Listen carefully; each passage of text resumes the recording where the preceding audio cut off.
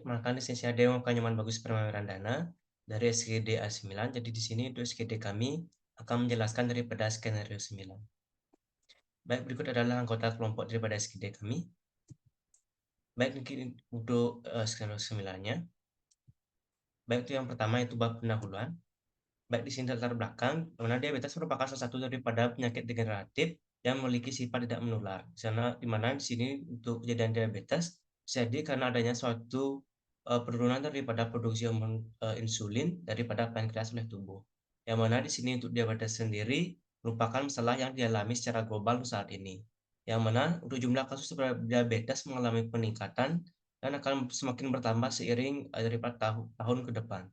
Yang mana di sini untuk jumlah diabetes akan dipengaruhi dengan ada satu berbagai faktor, yang mana seperti adanya suatu bertambahnya jumlah populasi, adanya suatu peningkatan pada kejadian obesitas, adanya suatu minimnya daripada aktivitas fisik dan juga berbagai hal yang lain. Yang mana di sini juga dapat diakibatkan dengan adanya suatu keterlambatan pada suatu diagnosis penyakit diabetes mellitus, yang mana juga akan menjadi salah satu penyebab dari meningkatnya jumlah prevalensi. Dengan meningkatnya jumlah prevalensi juga terlambat pada diagnosis juga akan menyebabkan daripada suatu komplikasi yang akan semakin parah pada pasien, sehingga akan menyebabkan adanya suatu disabilitas ataupun adanya suatu hal lebih lanjut seperti kematian daripada pasien.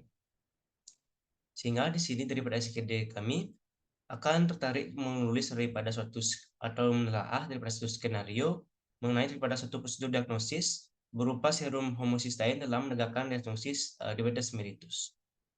Berikut merupakan untuk rumuskan masalah, tujuan, dan juga manfaat daripada penulisan studi proyek kali ini. Selamat pagi, perkenalkan saya Aurelia Komang Natania Putri Mahacinta dengan 3 digit NIM terakhir 100. Saya izin menjelaskan bagian ini.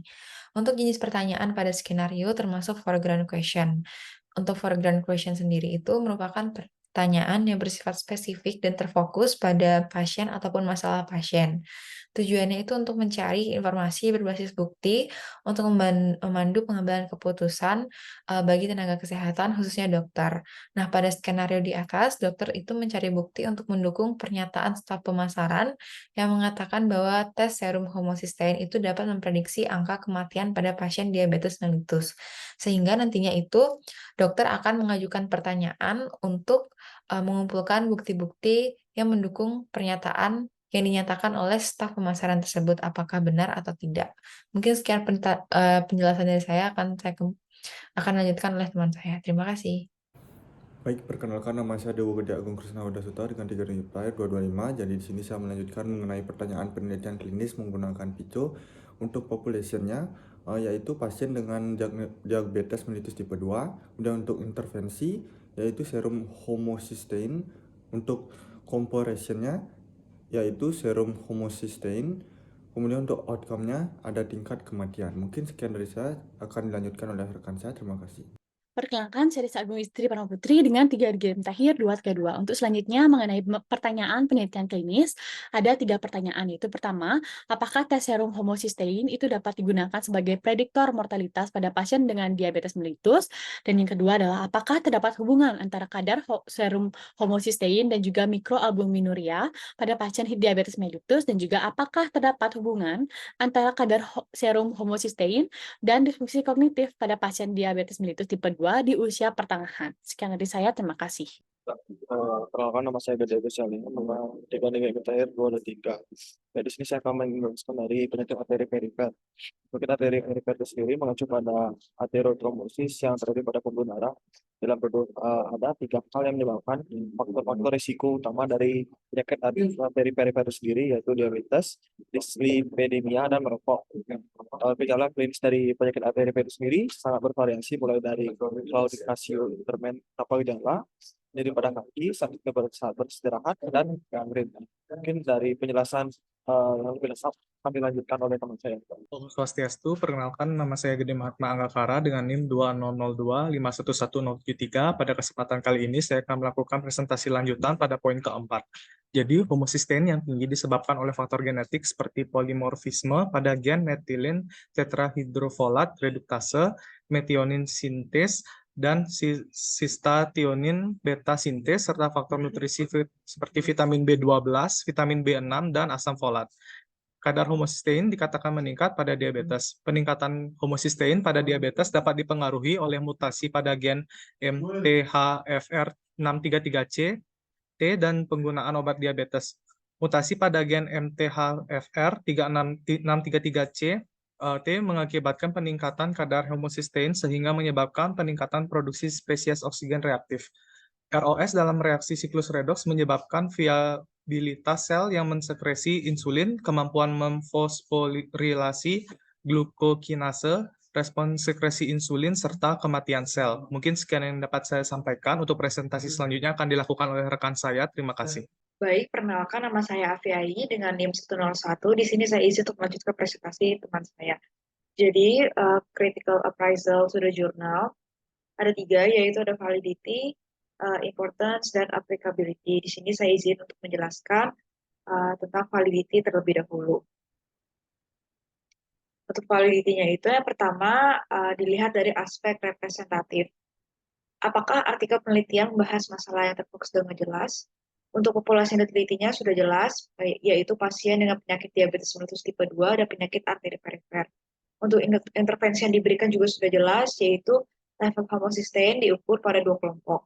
Yang pertama pasien penyakit arteri perifer dengan diabetes mellitus dibandingkan dengan pasien dengan penyakit arteri perifer yang tidak punya diabetes mellitus. Kemudian untuk pembandingan diberikan, tidak ada perbedaan perlakuan yang diberikan pada penelitian potong melintang ini. Kemudian dari aspek kedua dilihat randomisasinya. Apakah pasien di setiap kelompok memiliki karakteristik yang sama pada awal penelitian? Jawabannya iya, karena pasien yang digunakan dalam penelitian adalah pasien yang telah memenuhi kriteria inklusi, sehingga karakteristiknya sama. Kemudian, apakah semua pasien yang mengikuti uji coba diperhitungkan dengan benar pada kesimpulannya? Jawabannya iya, karena dijelaskan bahwa semua subjek yang bergabung dalam penelitian diperhitungkan dalam hasil dan kesimpulan. Berikutnya dari aspek follow-up, apakah pasien dianalisis dalam kelompok yang diacak? Jawabannya tidak dijelaskan dalam artikel. Kemudian dari aspek attainment-nya, apakah standar rujukan dipastikan terlepas dari hasil tes diagnosis? Jawabannya, level homocysteine ini belum bisa menjadi standar rujukan pada penyakit diabetes mellitus tipe 2. Hal ini dikarenakan data mengenai level homocysteine pada pasien PAP dengan DM tipe 2 ini terbatas. Kemudian standar rujukan diabetes mellitus tipe 2 ini masih menggunakan hasil dari yang pertama, pemeriksaan glukosa plasma puasa. Kedua, pemeriksaan glukosa plasma sewaktu. Dan yang terakhir, pemeriksaan HbA1c. Untuk berikutnya akan dijelaskan oleh teman saya. Terima kasih. Baik, terima kasih atas waktunya. Sebelumnya perkenalkan saya distributor Mendasar dengan 3 digit Mentara 74, izin melanjutkan presentasi. Nah, di sini saya akan melanjutkan pada bagian importance. Ini mana pada penelitian ini menggunakan 52 subjek, yang mana dari 52 subjek penelitian ini rata-rata usia subjek adalah 57,4 tahun. Sebagian besar merupakan wanita sebesar 75%, dengan riwayat pendidikan terakhir subjek tidak sepenuhnya diketahui, yaitu sebesar 53,8%. Dan pekerjaan terbanyak dari subjek penelitian adalah sebagai ibu rumah tangga, yaitu sebesar 50%. Penelitian ini menggali faktor risiko, yakni subjek dengan penyakit diabetes mellitus tipe 2, hipertensi, dan juga riwayat merokok. Nah, di mana didapatkan subjek yang memiliki riwayat diabetes mellitus tipe 2 sebanyak 26 orang atau sebesar 50%, yang memiliki riwayat hipertensi berjumlah 38 orang atau sekitar 73,1%, dan subjek yang memiliki riwayat merokok berjumlah 2 orang atau sekitar 3,8%. Nah, pada penelitian ini juga seluruh subjek penyakit arteri perifer memiliki rata nilai angka brachial index itu sebesar 0,7. Dan rata level homocysteine itu pada seluruh subjek yaitu 5,3 mikromol per liter. Nah, dalam penelitian ini pada kelompok penyakit arteri perifer dengan diabetes mellitus didapatkan sebanyak 15 subjek atau sekitar 39,5% yang memiliki riwayat hipertensi dan rata nilai angka brachial index-nya itu 0,7. Sementara pada kelompok penyakit arteri perifer dengan non-diabetes mellitus didapatkan sebanyak 23 subjek, sekitar 60,5%, memiliki riwayat hipertensi, 2 subjek memiliki riwayat merokok, dan rata nilai angka brachial index-nya 0,8%. Nah, penelitian ini bertujuan untuk mencari perbedaan dari level homocysteine antara dua kelompok, yaitu kelompok penyakit arteri perifer dengan diabetes mellitus dibandingkan kelompok penyakit arteri perifer dengan non-diabetes mellitus di Kota Mataram. Nah, hasil uji komparatif pada penelitian ini didapatkan perbedaan yang bermakna atau signifikan dari level homocysteine antara kelompok penyakit arteri perifer dengan diabetes mellitus dibandingkan kelompok penyakit arteri perifer dengan non-diabetes mellitus di Kota Mataram, yang mana rata level homocysteine pada pasien penyakit arteri perifer dengan DM itu sekitar 5,7 kurang lebih 0,9 mikromol per liter. Nah, di mana lebih tinggi secara signifikan dibandingkan level homocysteine pada pasien penyakit arteri perifer dengan non-diabetes mellitus, yaitu sekitar 4,8 kurang lebih 1 mikromol per liter, di mana untuk p-value-nya itu 0,001. Jadi berdasarkan aspek importance dapat dikatakan bahwa penelitian ini signifikan secara statistikal dengan nilai interval confidence. Dengan nilai confidence intervalnya itu yang tidak terlalu besar. Nah, di mana dengan rentang 0,28 hingga 1,37. Baik, mungkin sekian dari saya, akan dilanjutkan oleh rekan saya. Terima kasih atas waktu dan kesempatannya. Sebelumnya perkenalkan saya Dewi Getiral Sameka dengan NIM 20025111066. Izin untuk melanjutkan presentasi pada bagian 2.5 dan 2.6 terkait dengan critical appraisal pada jurnal ini. Dan di sini saya akan menjelaskan bagian applicability-nya. Nah, aspek applicability dalam suatu critical appraisal itu mengacu pada sejauh mana hasil penelitian pada suatu jurnal relevan atau dapat diterapkan pada suatu kondisi atau populasi tertentu.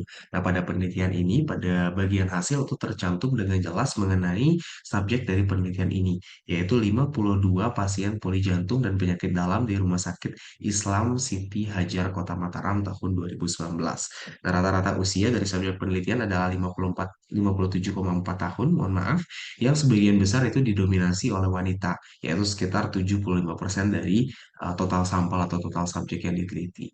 Nah, teknik sampling yang digunakan pada penelitian ini itu adalah consecutive sampling, yang mana sampelnya itu akan diambil dari seluruh subjek yang memenuhi kriteria hingga terpenuhi atau didapatkan sebanyak 52 sampel atau 52 subjek. Nah, dari keseluruhan sampel itu didapatkan subjek yang memiliki riwayat diabetes mellitus sebanyak 26 orang atau 50%, dan subjek yang memiliki riwayat hipertensi itu sebanyak 38 orang atau sekitar 73,1%. Nah, lanjutannya terkait dengan applicability di sini juga menilai terkait dengan signifikansi atau pengaruhnya nanti kepada pasien dan penerapannya di populasi. Yang mana dalam hal ini dari hasil uji komparatif pada penelitian itu menunjukkan adanya perbedaan yang bermakna dari level homocysteine antara kelompok penyakit arteri perifer dengan diabetes mellitus dibandingkan kelompok non-diabetes mellitus di Kota Mataram dengan nilai p-value atau dengan nilai p di sini sebesar 0,001. Jadi lebih kecil dari 0,05 yang menandakan bahwa penelitian ini signifikan secara statistik. Dan mungkin dapat disimpulkan juga dalam hal ini signifikan secara important, secara clinically important seperti itu. Oke, itu saja dapat saya jelaskan terkait dengan applicability dari penelitian ini. Untuk itu, pada bagian selanjutnya akan dijelaskan oleh teman saya. Terima kasih. Baik, saya izin melanjutkan. Sebelumnya nama saya Ayu Evita dengan NIM 043. Jadi di sini apply the evidence, integrate the result with clinical expertise and patient value. Jadi level homocysteine yang tinggi menjadi faktor risiko untuk penyakit kardiovaskular pada subjek diabetes mellitus dibandingkan dengan non-diabetes mellitus. Nah, pada penelitian ini tidak diungkapkan bahwa homocysteine dapat memprediksi angka kematian pada pasien jika kadarnya dalam serum tinggi. Namun hanya dijelaskan peningkatan homocysteine ini dapat berpengaruh ke dalam kematian sel. Bisa dilanjutkan? Terima kasih. Baik dokter, perkenalkan saya Degracia Eleni Sampai dengan 3 digit NIM terakhir 095. Izin untuk melanjutkan presentasi poin yang ke-7, apply the evidence, integrate the result with clinical expertise and patient value. Pada penelitian ini juga diperoleh penggunaan obat anti-diabetes berperan dalam peningkatan level homocysteine diabetes mellitus. Didapatkan dari pasien diabetes mellitus yang mengkonsumsi metformin memiliki level homocysteine yang lebih tinggi dibanding dengan yang tidak mengkonsumsi obat anti-diabetes. diabetes. Namun, faktor lainnya seperti merokok dapat menyebabkan terjadinya penurunan kadar vitamin B12 dan asam folat, yang mana penurunan kedua vitamin tersebut juga merupakan faktor risiko terjadinya hiperhomosisteinemia. Nah, pada hasil penelitian ini hanya ditemukan perbedaan yang signifikan secara statistik, yang mana level homocysteine pada kelompok penyakit arteri perifer dengan diabetes mellitus lebih tinggi dibandingkan dengan kelompok penyakit arteri perifer dengan non-diabetes mellitus, sehingga belum dapat menjawab bahwa kadar homocysteine dalam serum yang tinggi dapat memprediksi angka kematian pada pasien. Sekian yang dapat saya sampaikan. Terima kasih. Baik, akan saya lanjutkan. Perkenalkan, nama saya Fahdia Kuzinat Utara dengan 3 digit terakhir COVID-19. Pada hasil penelitian ini hanya ditemukan perbedaan yang signifikan secara statistik, yang mana level homocysteine pada kelompok penyakit arteri perifer dengan diabetes mellitus lebih tinggi dibandingkan kelompok penyakit arteri perifer dengan non-diabetes mellitus. Sehingga belum dapat menjawab bahwa kadar homocysteine dalam serum yang tinggi dapat memprediksi angka kematian pada pasien. Demikian yang saya sampaikan, akan dilanjutkan oleh teman saya. Terima kasih. Di sini saya akan menebus permainan dana. Sini saya akan menjelaskan pada bagian penutup. Yang mana di sini berdasarkan tinjauan pada literatur yang telah dilakukan pada SGD kami, dapat disimpulkan daripada hubungan penyakit diabetes mellitus dengan level homocysteine pada penyakit arteri perifer pada populasi di Kota Mataram dengan beberapa catatan.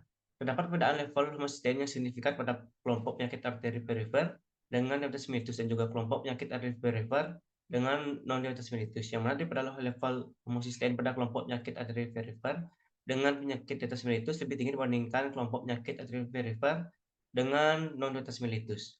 Baik, mungkin sekian daripada presentasi kelompok kami. Jika ada salah kata, saya ucapkan maaf dan saya ucapkan terima kasih.